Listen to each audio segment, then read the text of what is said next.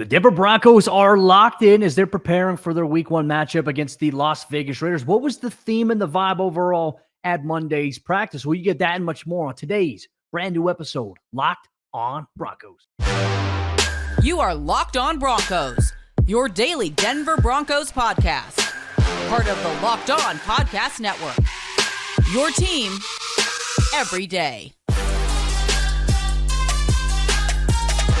Game week is here, Broncos Country. Welcome into a brand new episode of Locked on Broncos, your daily Denver Broncos podcast. Part of the Locked on Podcast Network, your team every day. Thank you so much to everybody in Broncos Country for tuning in, making us your first listen of the day every single day. You can get this podcast for free on YouTube or wherever you get your podcast. So make sure you subscribe or follow by hitting that button down below so you never miss out on a day's worth of Broncos news, content, coverage, analysis, and more. I'm your host, as always, Cody Roark, Broncos reporter for Mile High Sports, joined alongside, as always, by Sayre Bedinger, site expert of their predominantlyorange.com. This episode is brought to you by Bird Dogs. Go to birddogs.com/LockedOnNFL or enter promo code LockedOnNFL for a water bottle with any order. You won't want to take your Bird Dogs off.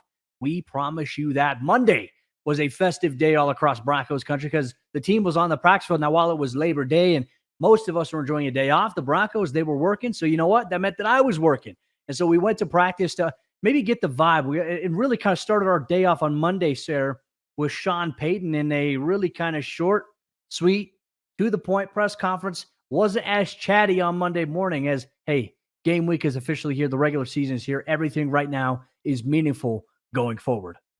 That's right, Cody. You know, I know you didn't get any questions. I listened to the audio back, but I think Sean, he didn't really get challenged too much at the Monday morning presser over Zoom, right? It was a little bit of surface level stuff, asking about rivalry games. And I think he was kind of validated in saying, like, look, let's just get on with this and get back to business.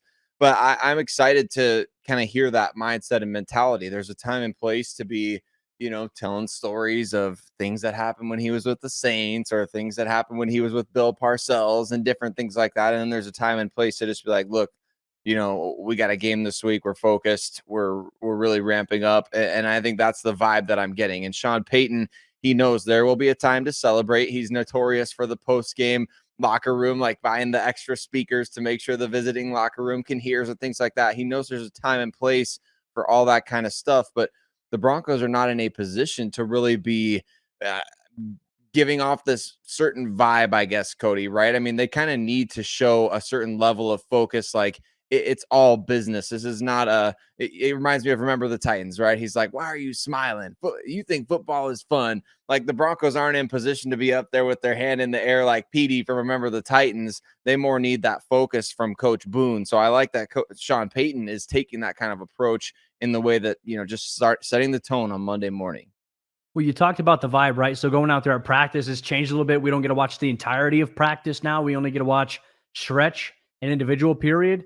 But then, you know, we get open locker room access. And obviously, if you're watching or listening to the show right now, you're going to hear from Broncos linebacker Alex Singleton and Broncos rookie cornerback Riley Moss, who I had a chance to catch up with after practice in a locker room scrum there. But, you know, the vibe was just very focused and very businesslike at practice. You know, it's hard to say because you look back last year, week one, we had no idea what to expect. I think Denver was loose. They were focused, but it just seems like there was just like this different energy in the building from what we were able to see, and just the way that they were going up tempo through different drills to start things off, from going from a group period to team period. And I think that right there was just urgency in the building. And also when you get in the locker room, you talk to these guys, they're ready. They're excited for this weekend season opener. I think ultimately that's a great sign.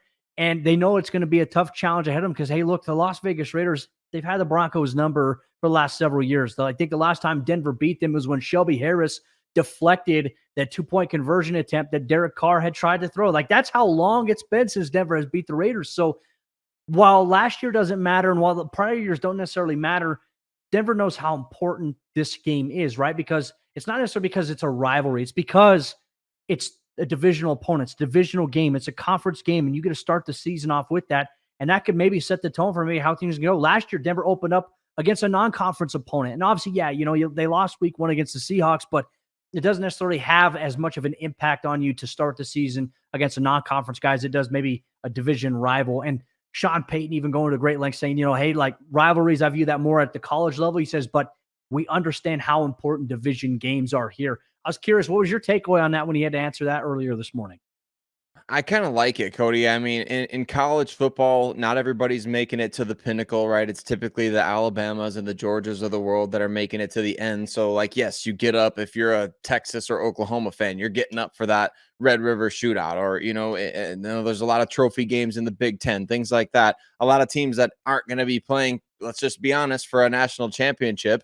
I think that's one reason why rivalry games are so much fun in college football. It's kind of like your team's Super Bowl in a way, but in the NFL, it matters so much more for the Broncos perspective, or the Raiders for that matter, to get a win in the AFC West for at the end of the year. This week one game could really be a determining factor. Like, that one game could be the difference maker between being the 7th seed or being out of the playoffs. And it's not just an AFC West, but an AFC victory for each of these teams. So this really does matter. And I know that there's 17 games. I know it's a long season, but like you mentioned, with the NFC opponents like the Seattle last year in week one, does that hurt? Yes. Do you want to get off to a good start and win a game? Absolutely. Does it matter more at the end of the season if you're separated by a game to the Raiders and you lost a game head to head? Yes, that matters a lot more. So I think that there's a lot on the line with these types of games. And yes,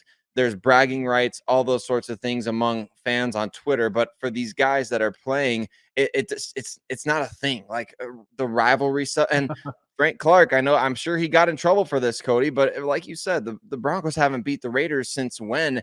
Like, it's not a rivalry if you're not going back and forth and actually, trading barbs, and one team wins, the other team wins. I mean, not necessarily that you have to go 50-50, but man, it hasn't been overly competitive these last handful of times. So I just think the Broncos are not in any position to be, like you said, this rah-rah, the rivalry stuff, pumping.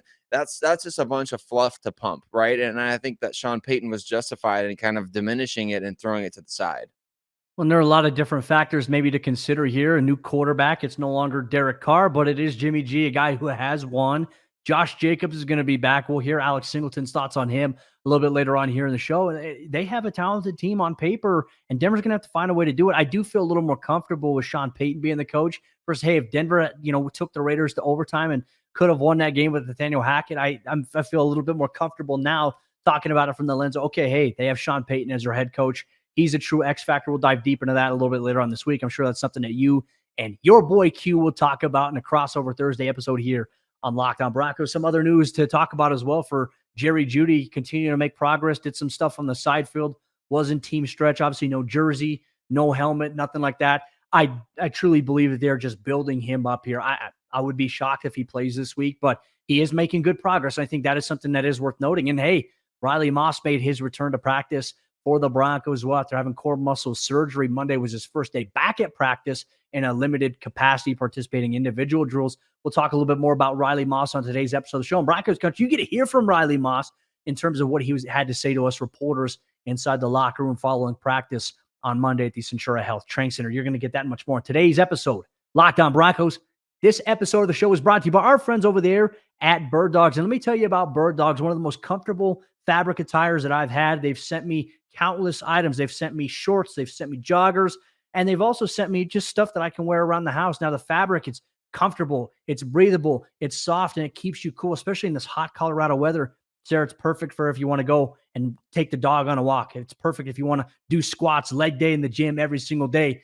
It's perfect for even if you want to just wear it to bed. Leisure wear right there. Bird Dog stretch khaki shorts. They're designed to fit slimmer through the thigh and the leg, which gives you a truly sculpted look. For me, it's like Quadzilla over here on this end here, Locked On Broncos. Bird Dog shorts do exactly the same thing as Lululemon, but they fit way better. And they fit way better than regular shorts that are made of a stiff, restricting cotton, which Bird Dogs, they fix this issue by inventing cloud knit fabric that looks just like khaki, but it stretches so you get a way slimmer fit without having to sacrifice movement. Movement is everything. They're functional for any occasion, whether it's golfing, a date night, or even an evening out, pool, workout, lounging, or you got to wear it to work. Bird Dogs is the go-to here. Go to birddogs.com/LockedOnNFL or enter promo code LockedOnNFL at checkout for a free Bird Dogs water bottle with your order. That's birddogs.com/LockedOnNFL for a free water bottle at checkout. You won't want to take your Bird Dogs off. We promise you. Rookie cornerback Riley Moss was back out there, Cody, at practice on Monday, which is exciting for the Denver Broncos secondary. We've had a number of injuries in the secondary throughout the offseason, but an exciting development upcoming. And is he going to play a role week one? We're going to talk about that. We're going to discuss his comeback to the field. But before we do, got to give a huge shout out and mile high salute to every single one of you everydayers out there. If you listen to Locked On Broncos every single day, free and available anywhere that you get podcasts, we can't tell you enough how much we appreciate you making us part of your day on your commute to work, on the treadmill, at the store, wherever and however you choose to do so. Or if you watch us for free on YouTube as well, we love getting to do this together. And we're so glad that you decide to participate, that you listen, that you take the time, that you invest and be part of the show the way that you do. So whether you just listen to the show, whether you comment on YouTube, whether you hit Cody and I up on Twitter, man, we can't wait to start up this regular season and get going on these 17 games, because I think the Broncos, it could be much more exciting this year, Cody, than obviously the tough season they had in 2022. Let's just call it that. But Riley Moss back on the practice field. There's a huge Iowa flavor on that Denver Broncos defense, right? You got Josie Jewell, you got his former teammate and now current teammate again, Ben Neiman. And you got Riley Moss in the secondary now. I love it, Cody. I love that he's coming back to the field. Kind of sounds like they've been maybe priming him to get ready for week one this whole time. Is that the vibe that you get, or do you kind of feel like he's just being eased back into the mix? To be honest with you, I think the general vibe is I do not think he's going to play this weekend. But then again, I could be surprised because Monday's practice was his first kind of practice back in the football capacity of things here for Riley. And obviously, like, the recovery is very, very important. And heck, actually, Riley Moss told us following practice on what, for him returning to injury, what it's looked like for him. Broncos Country, here's what he had to say. It's been about 5 weeks since, I got hurt. So just taking it day by day and doing what they tell me. So this was kind of my first day back at practice. So it was slow and they just kind of dipped my feet in and getting me rolling. So, Sayre, if he's dipping his toes and his feet into the mix here, it doesn't necessarily sound like that maybe sets him up to be ready for week one, but it's a long season. He will be back at some point. And I think that's one thing that he talked about. I had a chance to talk to him. He said he just can't wait to let out some of the intensity that he wants to bring out and some frustration he's had from not being able to practice due to having the surgery. And that it's tough as an athlete to go through that. I know exactly what that's like. And so now he's ready to be out there on the field. He's ready to hit somebody. He is, and I can't wait to see him do exactly that. But I think it's just as valuable, right, to get those mental reps. And it's something to where you're a rookie, you're out there, you're kind of having to learn and do on the fly. And that can be an intimidating process. But he did speak to that in your media scrum with him, Cody. He talked about getting those mental reps and just exactly how important that's been for him. Obviously, not being able to physically participate, that had to take a little bit of a toll to you. How did you approach maybe the mental rep side of it from the recovery, being in the film room and things like that? Yeah, it's a blessing in disguise. Obviously, you don't want to get hurt, but you can kind of sit back and watch the guys and watch it from a different perspective, and you get a lot of knowledge from that. And so I did a good job of doing that. Watching film, understanding the defense a little bit more. Which is nice because it's a little bit, less pressure. When you're hurt, you're off the field. You're able to actually, kind of learn the stuff. So And that's a huge thing, Sayre. It's like the mental rep side of it. It's like, while you're not out there getting the physical rep, you're sitting in the meeting room, you're hearing exactly, you're watching the play happen. You're hearing the coach talk about maybe what that player did or didn't do right or wrong, whatever it may be, but allows you to put yourself in the shoes there. But then there's a little bit of a difference, right? You can get all the mental reps, but you got to go out there and you got to get confidence back. And for him, not being able to physically do too much for the past 5 to 6 weeks, that's tough. And I know he's ready to get out there and go out there and make plays. You touch the football for the first time in practice, when it's thrown his way. I'm excited to see things ramp up here for Riley Moss in the coming days, weeks. And I'm sure we'll get a little bit of an update as well from the Broncos and from Sean Payton. Maybe will he be able to play week one? I mean, doesn't seem like it. I think from just talking with him in a sense and just maybe hearing him speak in the post-practice scrum there in the locker room. But Denver will rely on him at some point this season, whether it's on defense and also on special teams. So it will be nice to get him back at some point. Yeah, and we'll definitely see him on special teams right away. Now, the question will be, what does his role look like defensively, barring injury? Does he get into some kind of rotation? Does he come out in the dime package? I'm sure as he's been out there taking those valuable mental reps that he's been studying multiple positions. And that's not to say that, remember when he was coming out in the draft, the people are like, well, he's probably going to be a safety in the NFL. We talked all about that back in the back when he was drafted and why people are talking like that. But outside corner, nickel, dime defensive back. I think there's going to be plenty of places the Broncos can fit him in to the mix here in the secondary, especially with PJ Locke being on short-term injured reserve, especially with K'Wan Williams being on short-term injured reserve. Cody, it feels like there's going to be ample opportunity for him to get involved in the secondary because yes, Isang Bassi expected to take those nickel reps. You've got Jaquan McMillan out there, Tremont Smith. We'll see what his role kind of looks like defensively. But I think Riley Moss, for the time being, he can plan on a pretty heavy dose of special teams where, like you said, you want to see him get his hands on the football. He was like a ball magnet at Iowa. It didn't matter if it was a fumble or if it was intercepting the ball. He was constantly around the ball and making plays. So I'm hoping and picturing in my head, like, Riley Moss either forcing a fumble on punt coverage or recovering a fumble on punt coverage or kickoff coverage, whatever the case may be. The Broncos really heavily prioritized him in the 2023 NFL draft, right? They traded up, traded a future third-round pick to get this guy.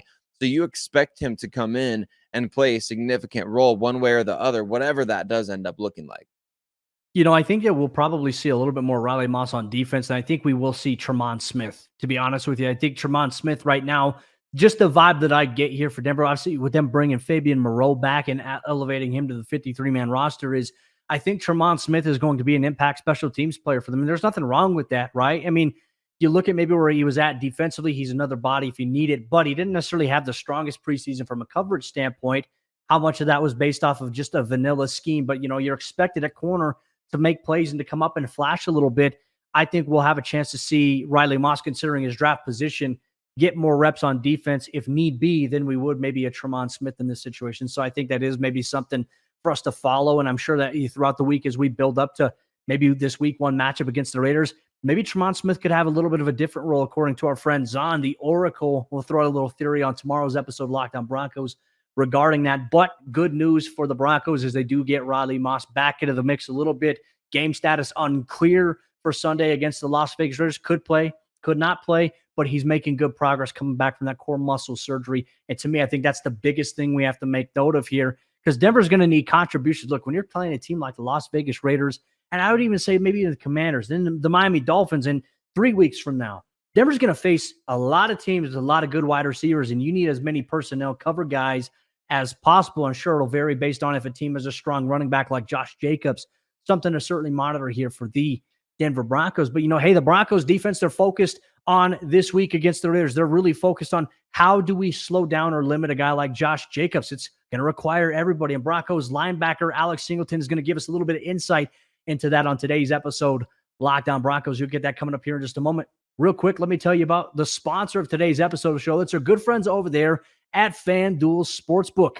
Get ready for the NFL season with incredible offers from FanDuel, America's #1 sportsbook.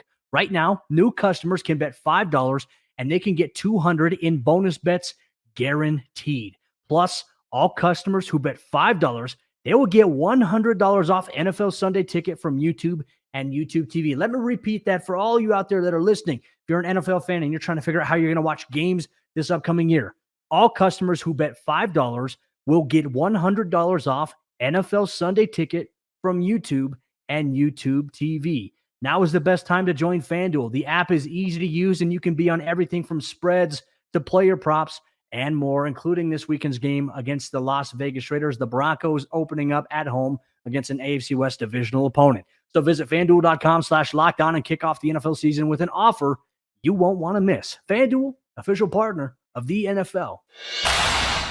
Changes in the air for the Denver Broncos. It's a new season. There's that smell in the air that, hey, you know what? Hopefully this year's a little bit different. But on top of that, there's also some new jerseys that certain players will be wearing, new numbers as Denver prepares for the week one kickoff against the Las Vegas Raiders on Sunday, 2:25 1:25 p.m. Mountain Time kickoff, I believe, or 2:05. It's one or the other. I'll double check, get that right for the next episode of the show here. But one thing hasn't changed. The Broncos' task at hand on Sunday is going to be to try to win the game. And how do you do that? Well, you have to find a way to overcome a boogeyman that's been impacting the Broncos in a negative way for several years. They've been unable to find a solution to stop Josh Jacobs. And you'll get all the action here on today's episode, Locked On Broncos. Real quick, just wanted to say thank you so much to everybody in Broncos Country for tuning in, making us your first listen of the day every single day, wherever you get your podcast for free, and also available on YouTube if you want to watch us. And if you're watching on YouTube, make sure you comment on the video for the algorithm, interact with other members of Broncos Country, and share your thoughts. Keep the discussion civil and respectful. It was great catching up with Broncos inside linebacker Alex Singleton following Monday's practice at the Centura Health Training Center.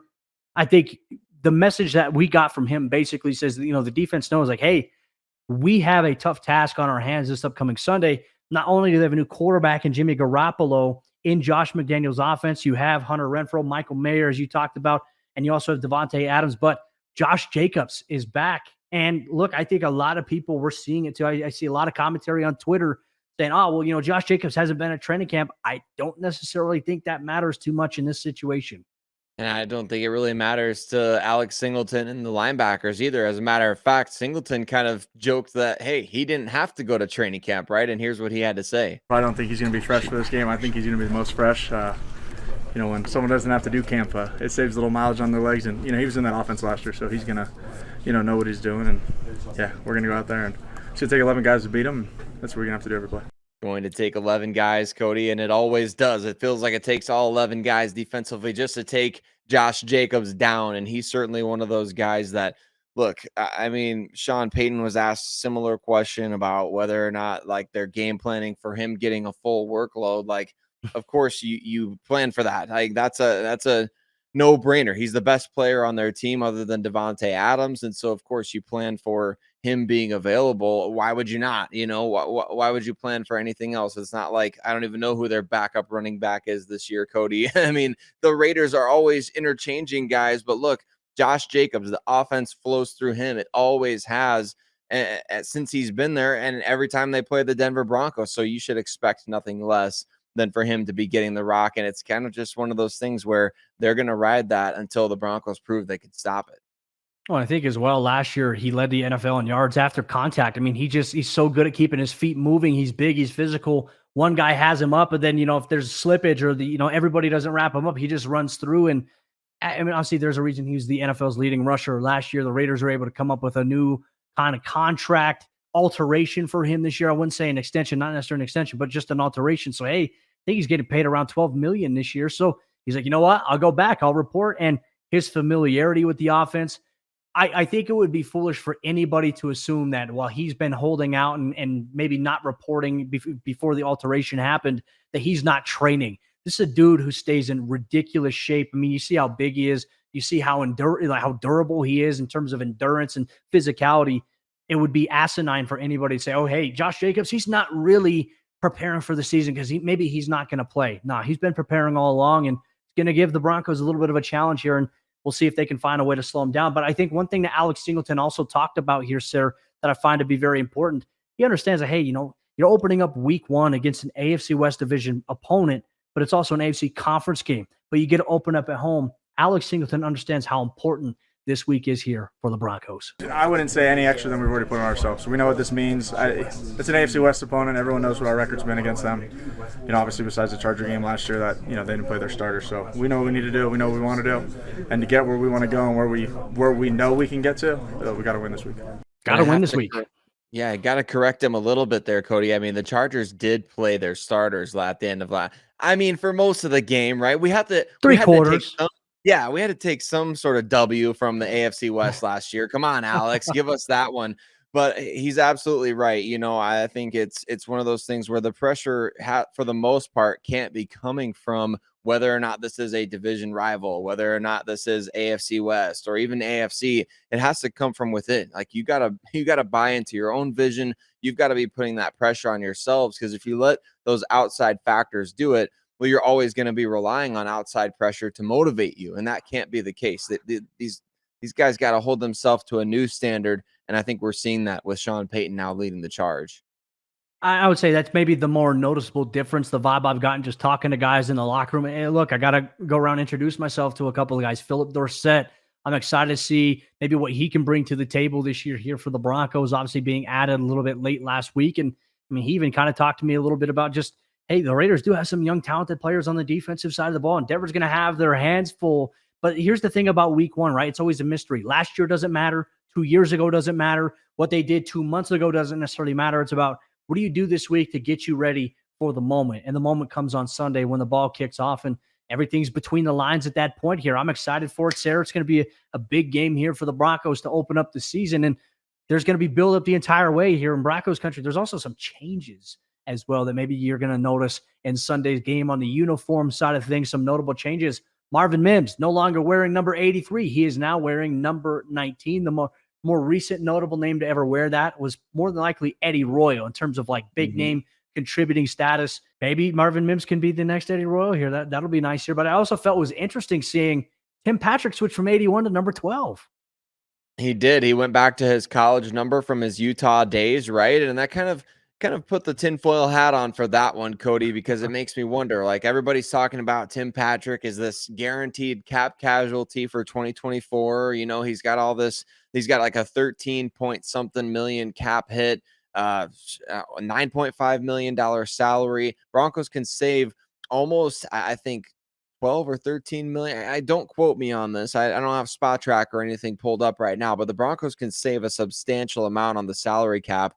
I believe it's close to 12 million by letting go of Tim Patrick next year. He's made 18.5 million guaranteed from the Broncos on this contract and has not played a single regular season snap since signing that deal, Cody, at least in the seasons that follow. He signed it at the end of the 2021 season, and he did finish out the 2021 season. But as far as 2022, 2023, hasn't played. So it kind of makes me wonder, is Tim Patrick kind of saying, look, out with the old, we're ditching 81. It's cursed now. We haven't worn it for 2 years. And next year, maybe he will take a reduced price, reduced contract to come back to the Broncos. Seems like he's very important to that locker room. Seems like the coaches love him. Front office loves him.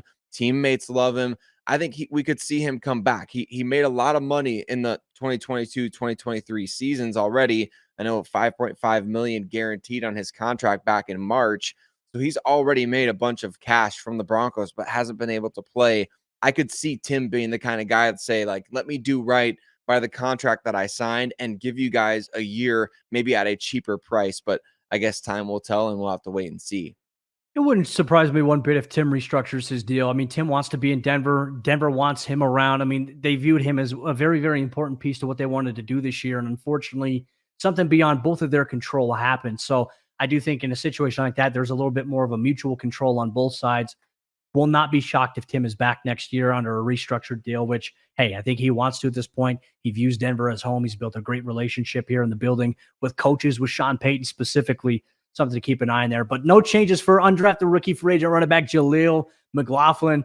He says that he views it as it's special for him to wear number 38 because that's where he earned it. That's where he won his moment of being on an NFL roster. So he's embracing it. I love it. Have a lot of respect for that. Fabian Moreau will wear number 23. Tremont Smith will wear number 1. And then punter Riley Dixon will wear number 9 here. So some new changes here. No more 83, but we'll see maybe number 19 running downfield, get behind the Raiders defense this upcoming Sunday. That's something that we hope to see for the Broncos. But Broncos Country, thank you so much for tuning in, sharing with us your Broncos thoughts, news, analysis, and more. Tomorrow's episode, we'll do a little bit of a mailbag. We'll add some bits and pieces to maybe some more context as preparation begins. And also you can expect a crossover Thursday this week with Sayre Bedinger and your boy Q, host of the Locked On Raiders podcast, to preview the game. And then you'll get our keys to victory players to watch. You'll get that in Friday's episode as well. So a jam-packed week of Broncos Country content and conversation here on Locked On Broncos.